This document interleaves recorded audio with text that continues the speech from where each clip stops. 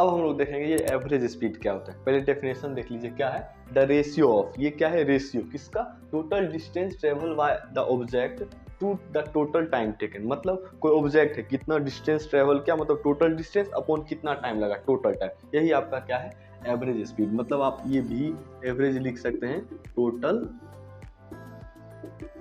Distance by total time taken, ठीक है ना।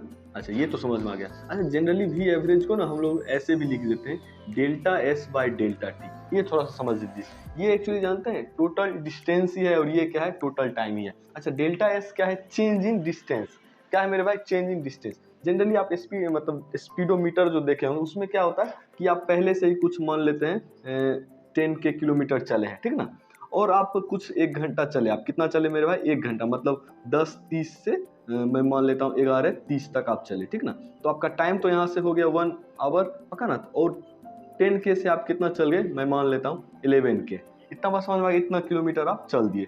तो आप जब ये डेल्टा एस निकालिएगा तो क्या निकालिएगा, 11 के माइनस 10 के निकालिएगा, और टाइम भी निकाल लीजिएगा तो क्या होगा 11:30 माइनस 10:30।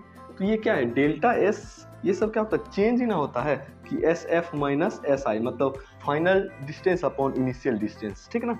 और डेल्टा टी भी क्या होता है आपका final T final minus T initial. इतना बात समझ में आ गया कि ये कैसे चेंज है, ठीक ना। बेसिकली आप ये इसको याद रखिएगा, ये समझ में आ गया कि एवरेज स्पीड क्या हो जाएगा, total distance by total time. ये क्वेश्चन है मेरे भाई कि ए से बी का डिस्टेंस एस है, बी से सी का भी डिस्टेंस एस है, मतलब इक्वल डिस्टेंस है। इसको ये v1 स्पीड से ट्रेवल करता है, इसको v2 स्पीड से ट्रेवल करता है। तो आपसे पूछा है एवरेज स्पीड, मतलब v एवरेज इससे आपसे पूछ रहा है।